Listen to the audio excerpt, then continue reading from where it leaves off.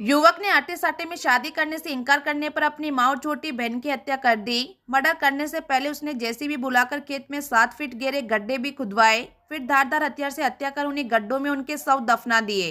पाली जिले के सदर थाने में रिपोर्ट दर्ज होने के बाद पुलिस ने गड्ढा खोदकर शवों को बाहर निकाल लिया है। भालेलाव गांव में हुए इस डबल मर्डर के बाद से आरोपी फरार है।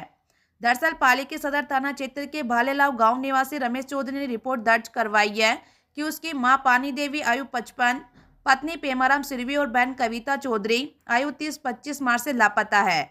वहीं उसका छोटा भाई सुरेश चौधरी भी घर से गायब है। घर में खून के निशान भी है। पुलिस घर पहुंची तो दीवार पर निशान देखते ही शक सुरेश चौधरी पर हुआ। जांच में पता चला कि सुरेश ने खेतों में 4 गड्ढे खुदवाए थे। जेसीबी बुलाकर उन गड्ढों को खोदा गया तो पानी देवी और कविता चौधरी की डेड बॉडी उसमें से बाहर निकल आई। अब पुलिस आरोपी हत्यारे की तलाश कर रही है।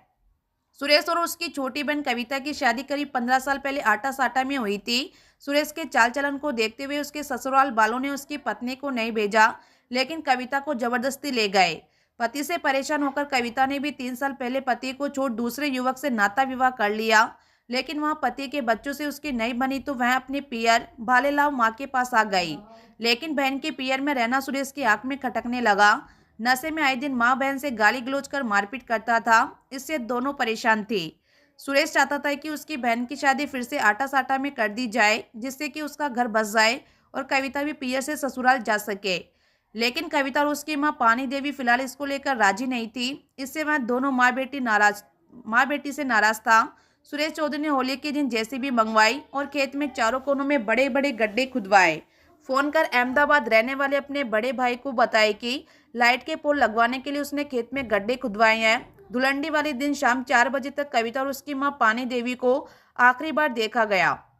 इसके बाद दोनों नजर नहीं आई। ऐसे में आशंका जताई जा रही कि होली वाली रात को ही आरोपी ने दोनों पर धारदार हथियार से हमला कर दोनों को मौत के घाट उतार दिया।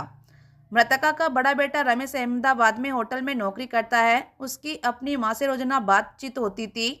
25 और 26 मार्च को कई बार उसने मां और बहन को मोबाइल पर कॉल किए, लेकिन दोनों ने कॉल रिसीव नहीं हुए। फिर उसने भाई को फ़ोन कर तो उसका भी फ़ोन बंद मिला। शक होने पर वह अहमदाबाद से गांव आया तो घर पर ताला लगा देखा। इसके बाद रमेश ने सदर थाने में मां और बहन की गुमशुदगी दर्ज करवाई। 27 जनवरी 2024 को पानी देवी ने सदर थाने में एक शिकायत दी थी, जिसमें उसने बताया था कि 17 जनवरी 2024 को जब वह मजदूरी पर गई तो पीछे से घर का ताला तोड़ वह सामान चोरी कर ले गया। शिकायत में बताया था कि बेटे सुरेश से उसे और उसकी बेटी को जान का खतरा है। वह आए दिन दोनों को मारने की धमकी देता है।